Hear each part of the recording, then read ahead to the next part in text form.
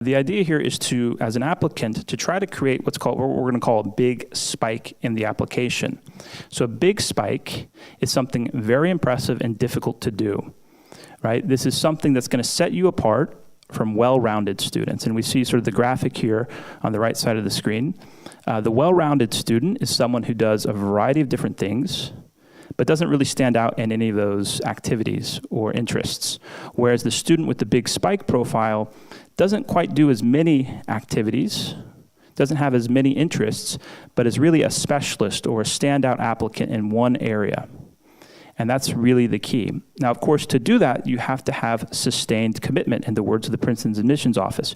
You have to commit time and effort over the long term, throughout high school, in order to create this type of profile that these universities are looking for. So we'll look at an example of a big spike. So we're going to call this student the science superstar. So this is a student who has straight A's in each of her high-level science courses, so biology, chemistry, physics, AP courses, right, or honors courses. However, in other courses in the humanities subject, for example, literature and history, she's doing standard levels. And her grades may not be perfect. Maybe she has a B+ in history and an A- in literature. But overall, she's still going to have a strong GPA in the range of 3.7 on a 4.0 scale. So there's no need for the GPA to be perfect, but you do want to be sort of achieving straight A's in your area of interest. As for test scores, again, not perfect, but we see that this student would have a high math score, given the fact that she's interested in the sciences, and a pretty good writing and reading score.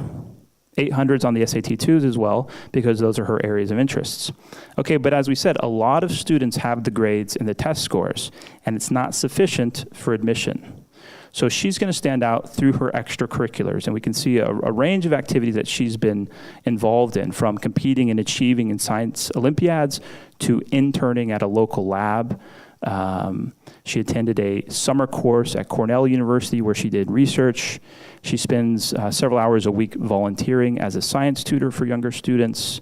She's the president of the science club at school, and this is a club that arranges meetings, guest lectures, field trips, etc.